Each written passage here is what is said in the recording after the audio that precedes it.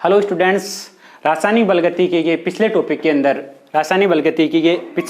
अंदर अपन ने किया था कोलिजन थ्योरी या संघट्य सिद्धांत के बारे में अपन ने पढ़ा था, जिसके अंदर संघट्य सिद्धांत में बोला कि आपस में अभिकारक अणुओं में आपस में क्या होनी चाहिए, टकरें होनी चाहिए। टकरें होने के लिए दो पर निर्भर करते थे, एक तो प्रभावी संघट्य अंश के ऊपर और दूसरी संघट्य आवर्ती के ऊपर। जो प्रभावी संघट्य अंश था उसके अंदर दो इंपॉर्टेंट चीजें थी कि टक्कर होने के लिए किसी के लिए ऊर्जा अवरोध और अभिविन्यास, ऊर्जा अवरोध और अभिविन्यास। आज अपने अगला टॉपिक है वह अभिक्रिया वेग की ताप पर निर्भरता।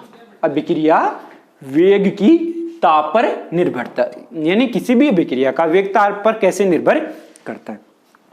तो अपन एक बार सामान्य तौर से बोले तो ये बता सकते हैं कि किसी भी अभिक्रिया का वेग ताप पर यानी ताप बढ़ाने पर, किसी भी अभिक्रिया में ताप बढ़ाने पर अभिक्रिया का वेग बढ़ता है। अभिक्रिया का वेग क्या होता है, बढ़ता है। तो आप बोल सकते हो सामान्य तौर पर कि यदि अपन टेम्परेचर बढ़ाएंगे तो अभिक्रिया का वेग बढ़ेगा, अभिक्रिया का वेग बढ़ेगा। यानी अभिक्रिया ताप और अभिक्रिया वेग एक दूसरे के क्या है, समानुपाती या फिर अनुक्रमानुपाती बोल सकते हो। इसके अंदर यानी किसी भी अपन अभिक्रिया का टेम्परेचर बढ़ाते हैं, क्या बढ़ाते हैं, टेम्परेचर बढ़ाते हैं, चाहे अभिक्रिया उष्मा शोषी हो चाहे उष्मा क्षेपी हो, यानी चाहे उसमें उष्मा का निकल रही हो आ रही, इसमें क्या हो रही हो, उत्सर्जन हो रहा हो या फिर अवशोषण हो रहा हो, उष्मा का उत्सर्जन हो रहा हो या अवशोषण हो रहा हो, यानी उष्मा क्षेपी हो या उष्मा शोषी हो। ताप बढ़ाने पर अभिक्रिया का वेग सामान्यतः क्या होता है, बढ़ता है। सामान्यतः क्या होता है, बढ़ता है। एक सामान्य परीक्षण से अपन ने देखा कि किसी भी अभिक्रिया का ताप 10 डिग्री सेल्सियस, किसी भी अभिक्रिया का ताप 10 डिग्री सेल्सियस बढ़ाने पर अभिक्रिया का वेग 2 से 3 गुना बढ़ जाता है। क्या? किसी भी अभिक्रिया का ताप 10 डिग्री सेल्सियस बढ़ाने पर, किसी भी अभिक्रिया का ताप 10 डिग्री सेल्सियस बढ़ाने पर अभिक्रिया का वेग 2 से 3 गुना बढ़ जाता है, 2 से 3 गुना बढ़ जाता है। उससे किसके द्वारा प्रदर्शित किसे कहते हैं, ताप गुणांक। किसके द्वारा, ताप गुणांक।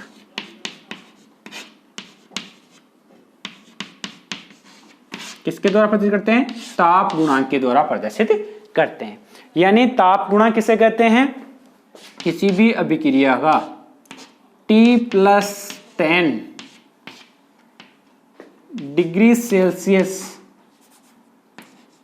पर वेग नियतांक,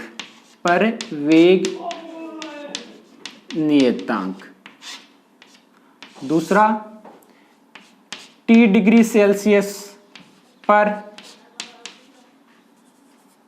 वेग नियतांक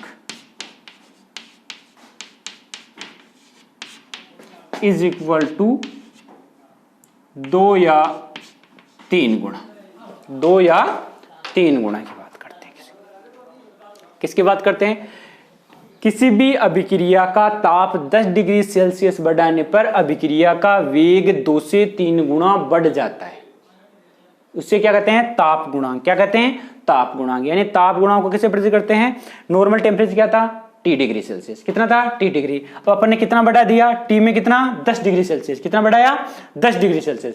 इसके ऊपर वेग नियतांक अपॉन जो T डिग्री सेल्सियस था उस पर वेग नियतांक इज इक्वल टू क्या होता है, अभिक्रिया का वेग 2 से 3 गुना बढ़ जाता है। अभिक्रिया का वेग क्या हो जाता है, 2 से 3 गुना बढ़ जाता है। अब बोला इसके आगे अपन बात करेंगे तो ये बोलते हैं कि क्या संघट्य सिद्धांत के आधार पर बोल सकते हैं कि संघट्य सिद्धांत में अभिक्रिया का वेग, संघट्य सिद्धांत में अभिक्रिया का वेग किन किन पर निर्भर करता था, 2 कारकों पर निर्भर करता था। कौन सा, पहला था संघट्य आवर्ती और दूसरा प्रभावी संघट्य अंश। मैंने यहां पर लिखा था आपको कि अभिक्रिया का वेग, तो अपन संघट्य सिद्धांत के आधार पर यह समझा सकते हैं यहां पर कि अभिक्रिया का वेग किस किस पर, पहला तो कौन सा था, संघट्य आवर्ती,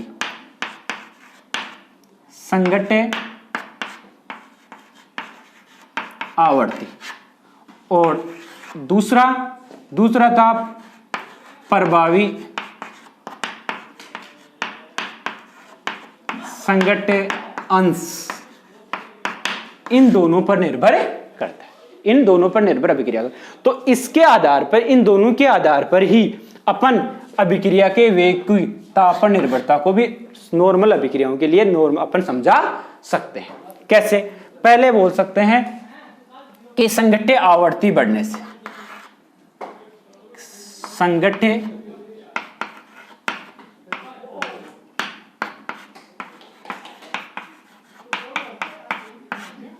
संघट्य आवर्ती से।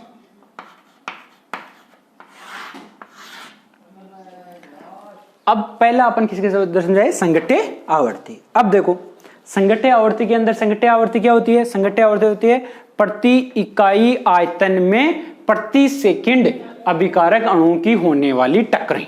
क्या होती है? अभिकारक अणुओं की टक्करें प्रति इकाई आयतन में प्रति सेकंड क्या कहलाती है? संघट्य आवर्ती। अब क्या होती है? टक्करें। क्या होती है? टक्करें। अब देखो कोई भी टक्कर होगी तो अपन एक अपने ताप के हिसाब से कैसे समझाएं? किसके हिसाब से? ताप के अकॉर्डिंग, कि अपन जब ताप बढ़ाएंगे, क्या बढ़ाएंगे? ताप बढ़ाएंगे। ये कोई पात्र ले लो, पात्र के अंदर ये क्या है? अभिकारक है। अब आप क्या बढ़ाओ? यहां पर क्या दे दो? ताप। क्या दे दो? ताप। क्या दिया अपन ने? ताप। यदि ताप दिया, जैसे ही ये ताप को उष्मा को ग्रहण करेंगे, उष्मा ग्रहण करेंगे तो ये आपस में क्या हो जाएंगे? इधर उधर गति करने लग जाएंगे। यानी जो ये अभिकारक अणु है, क्या है? अभिकारक अणु, इनकी गतिज ऊर्जा में वृद्धि होती है। क्या होती है? इनकी गतिज ऊर्जा में वृद्धि। यदि इनकी गतिज ऊर्जा में वृद्धि होगी तो टक्करों की संख्या में भी क्या होगी?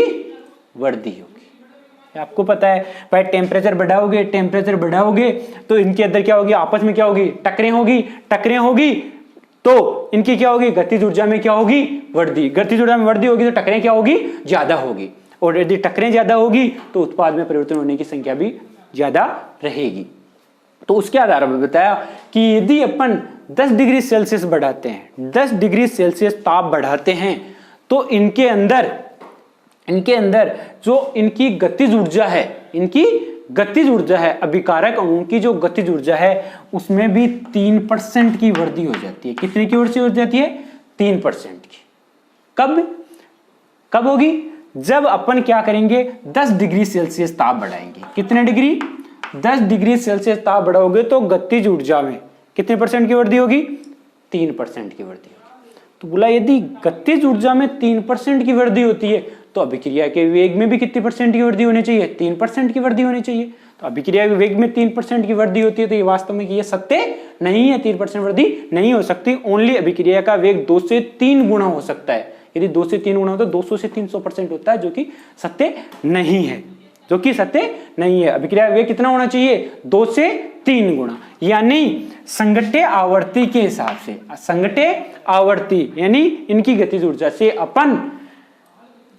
से अभिक्रिया के वेग की ताप पर निर्भरता को अच्छे से नहीं समझा सकते। अभिक्रिया के वेग की ताप पर निर्भरता को अच्छे से नहीं समझा सकते। तो बोला दूसरा है प्रभावी संघट्य अंश के बढ़ने से। प्रभावी संघट्य अंश के बढ़ने से। दूसरा देखो, प्रभावी संघट्य अंश बढ़ने से। अब बोला प्रभावी संघट्य अंश, तो प्रभावी संघट्य अंश कैसे बढ़ सकता है, क्या हो सकता है, उसकी बात करें तो बोला प्रभावी संघट्य अंश के लिए 2 चीजें होती है, ऊर्जा और अभिविन्यास। यदि मानना अभिविन्यास होता है सही है, लेकिन ऊर्जा क्या होनी चाहिए? उनके उत्पाद में परिवर्तित होने के लिए। तो उत्पाद में परिवर्तित होने के लिए न्यूनतम ऊर्जा होनी चाहिए। अब बोला न्यूनतम ऊर्जा की बात करते हैं, कौन सी ऊर्जा? दहलीज ऊर्जा। तो जिन अणुओं की ऊर्जा दहलीज ऊर्जा के बराबर होगी, दहलीज ऊर्जा के बराबर या उससे अधिक होगी, वो उत्पाद में परिवर्तित हो जाएंगे। जिनसी दहलीज ऊर्जा से कम होगी वो उत्पाद में परिवर्तित नहीं हो सकते। तो बोला यदि अपन उसमें टेम्परेचर बढ़ाएं तो क्या करें? टेम्परेचर बढ़ाएं तो टेम्परेचर बढ़ाने वाले को इसको अपन दो वैज्ञानिक थे, मैक्सवेल बोल्ट्जमान। दो वैज्ञानिक थे, मैक्सवेल और बोल्ट्जमान। इन्होंने एक ऊर्जा वितरण का सांख्यिकी नियम के आधार पर ग्राफ दिया। किसका? ऊर्जा वितरण का। ऊर्जा वितरण का किसके आधार पर? सांख्यिकी, स्टैटिस्टिक्स के आधार पर। उन्होंने एक स्टैटिस्टिक्स निकाली, उसके आधार पर उन्होंने एक ग्राफ के द्वारा, किसने? मैक्सवेल और बोल्ट्जमान ने। कौन सा? ऊर्जा वितरण का सांख्यिकी सिद्धांत। ऊर्जा वितरण का सांख्यिकी सिद्धांत। इसके आधार पर उन्होंने बताया कि कैसे ताप बढ़ाने पर अभिक्रिया का वेग 2 से 3 गुना बढ़ जाता है। और उसके लिए उन्होंने क्या बनाया? एक ग्राफ बनाया। क्या बनाया? ग्राफ बनाया। किसने? मैक्सवेल और बोल्ट्जमान ने। मैक्सवेल और बोल्ट्जमान ने। अब देखो वो ग्राफ क्या था।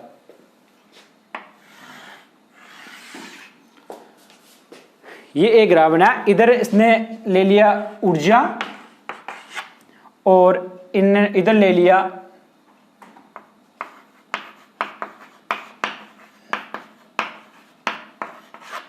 अभिकारकों का प्रभावी संगठे का अंश, या फिर बोल सकते हैं, क्या बोल सकते हो? प्रभावी संगठे का अंश। प्रभावी संगठे का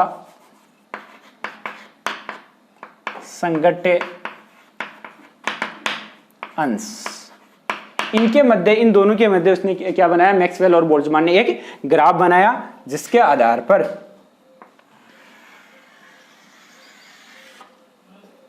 ये उन्होंने एक ग्राफ बनाया। ग्राफ के लिए उन्होंने बोला कि ये एक ऊर्जा है E, जिसको आप क्या बोल सकते हो? दहलीज ऊर्जा। क्या बोल सकते हो? दहलीज ऊर्जा। इसको क्या बोल सकते हैं? दहलीज ऊर्जा। अब ये बोलते हैं ये दहलीज ऊर्जा होगी, इसका मतलब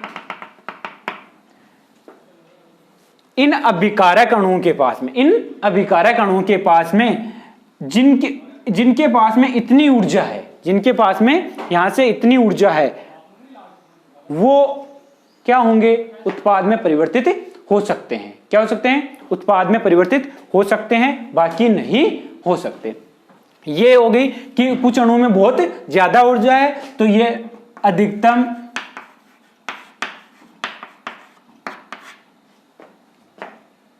गतिज ऊर्जा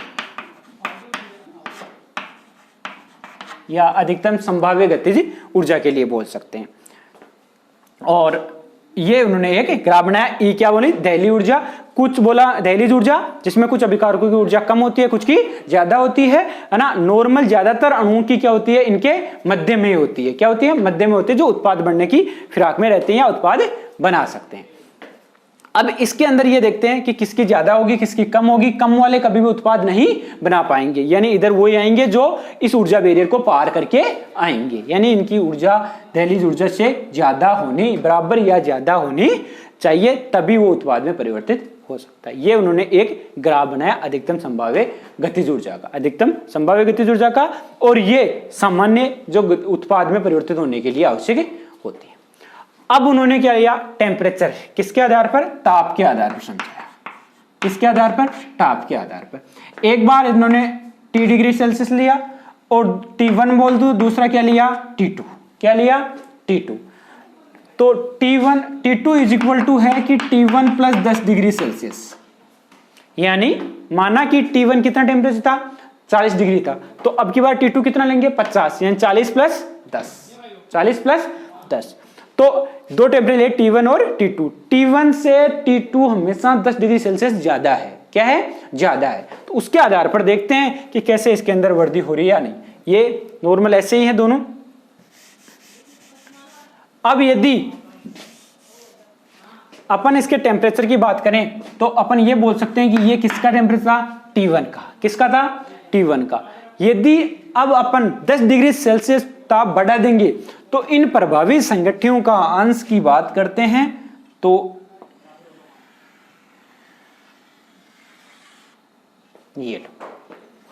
यानी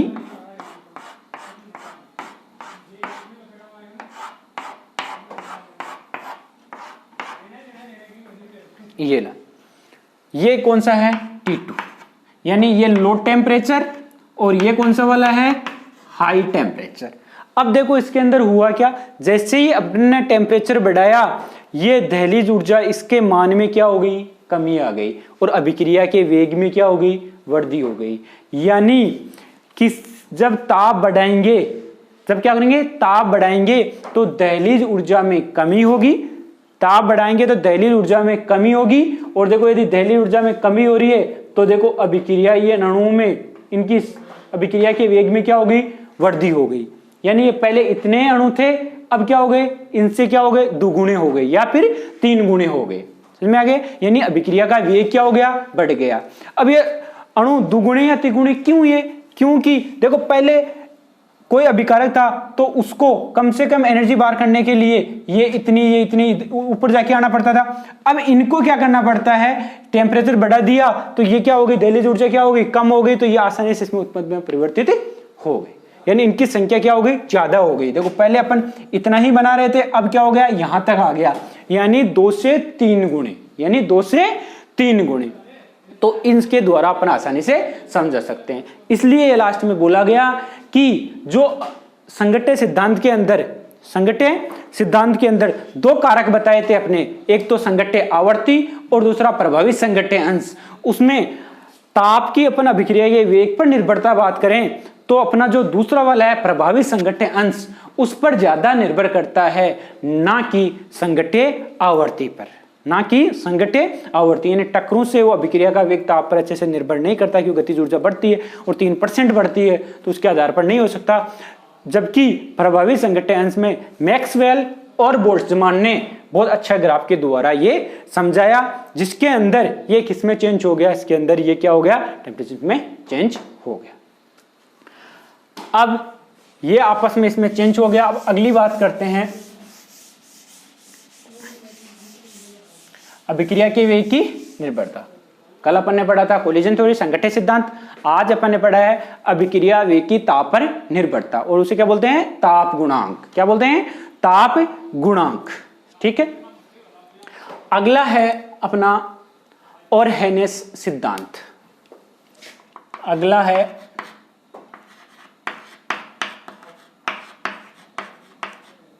ओरहेनियस सिद्धांत।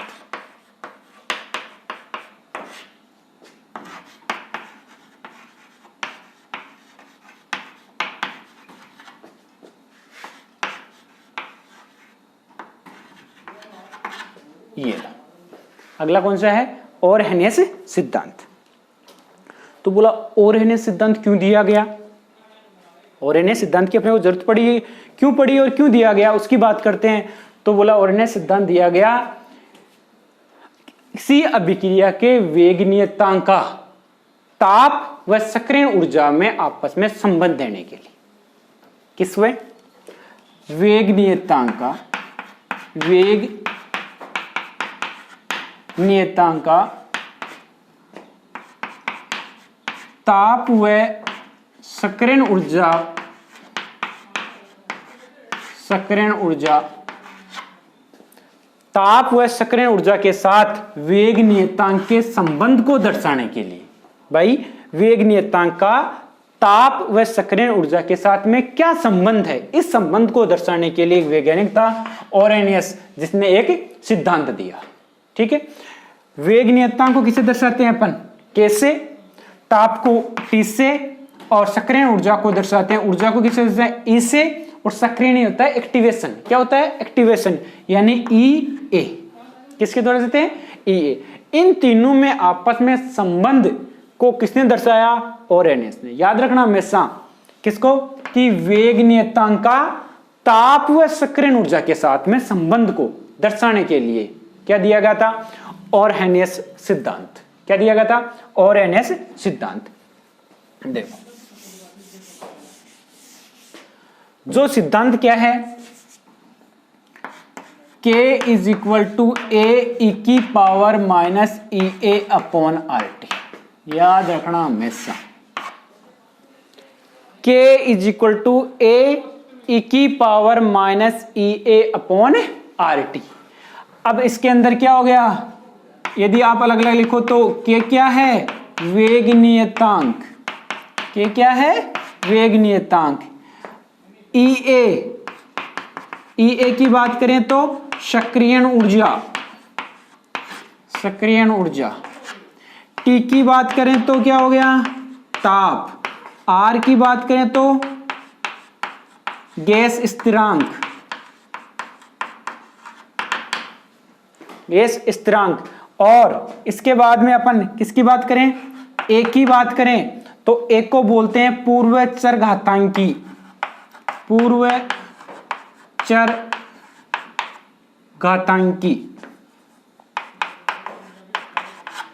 या फिर आप बोल सकते हो इसको दूसरा जो बोलते हैं ओरेनियस स्थिरांक,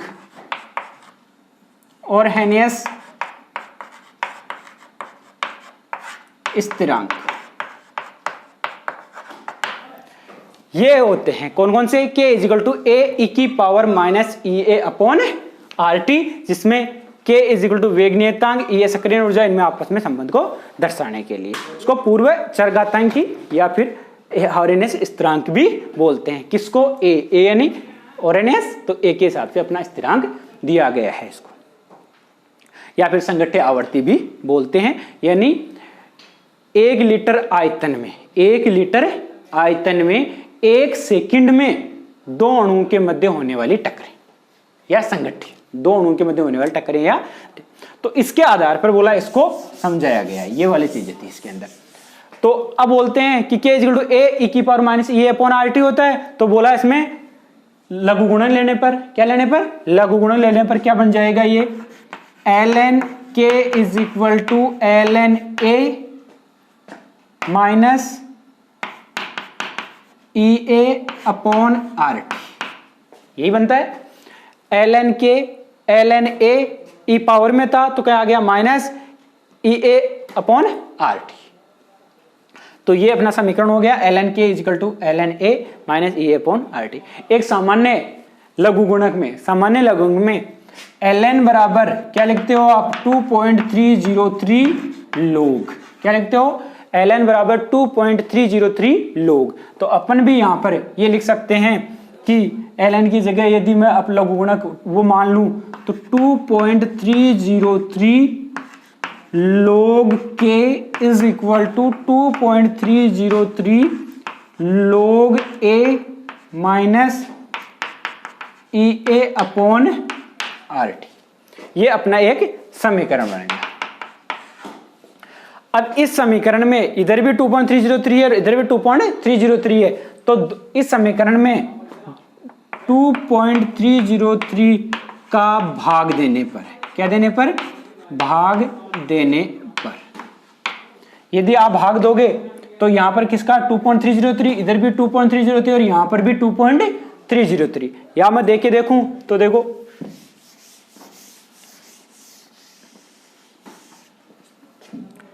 ये देखो ये इक्वेशन है, तो इसमें दोनों तरफ क्या कर देते हैं, 2.303 से भाग दे देते हैं। तो ये था 2.303 log K अपॉन में क्या आ गया 2.303 is equal to 2.303 log A upon में क्या आ गया 2.303, आगे माइनस में है तो ये क्या है ई ए अपॉन वही किसका भाग 2.303 R और T, 2.303 यदि ये कटता है तो इक्वेशन आती है log K is equal to log A minus E A upon 2.303 RT। और ये इक्वेशन अपनी कौन सी है, log की इक्वेशन है, किसकी, ओरहेनियस की, log K equal to log A minus E A upon RT। तो इसको आप आसानी से कर सकते हो, ये ओरहेनियस समीकरण है जो आसानी से। इसके अंदर एक छोटी सी चीज पूछे तो क्या पूछ सकता है, ग्राफ पूछ सकता है। क्या पूछ सकता है, ग्राफ पूछ सकता है। किस किस के मध्य पूछता है, ग्राफ पूछता है log k व 1/t के मध्य। ये ग्राफ इंपॉर्टेंट है, कौन सा? log k व 1/t के मध्य बोला ग्राफ बनाओ, या नॉर्मल टी भी पूछ सकता है आपको, उसमें कोई सहूलियत नहीं, दोनों में से कोई सा भी बना सकते हो। कैसे?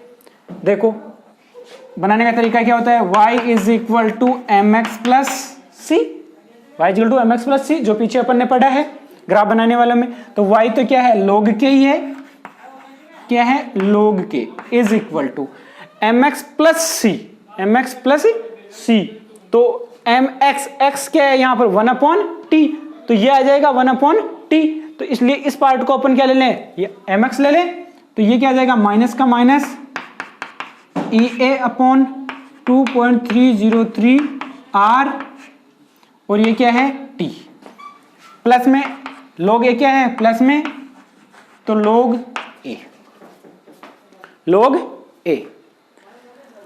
अब इसकी बात करें अपन, तो अपन का ये तो क्या हो गया, y हो गया, 1/t क्या हो गया, x हो गया, और m क्या हो गया, माइनस EA/2.303 R, और c क्या हो गया, log a। यदि अपन इसके ग्राफ की बात करते हैं, किसकी ग्राफ की बात करते हैं, तो ये क्या है log k, और ये क्या है 1/t, तो ये ग्राफ ये वाला हो गया। क्यों? क्योंकि log k और 1/t एक दूसरे के क्या समानुपाती, लेकिन क्या है, माइनस है, क्या है, माइनस है, इसलिए क्या हो गया, व्युत्क्रमानुपाती हो गया। पहली चीज होगी। दूसरा, इसके अंदर ये क्या है, अंतःखंड, अंतःखंड क्या है, अंतःखंड, जो क्या है log a, जो क्या बोलते हैं c से। दूसरा, इसके अंदर ढाल, क्या है, ढाल, ढाल क्या हो गया, माइनस EA/2.303 R, यानी m माइनस EA/2.303 R, तो ये इसका क्या हो गया, ढाल हो गया, क्या हो गया, ढाल हो गया।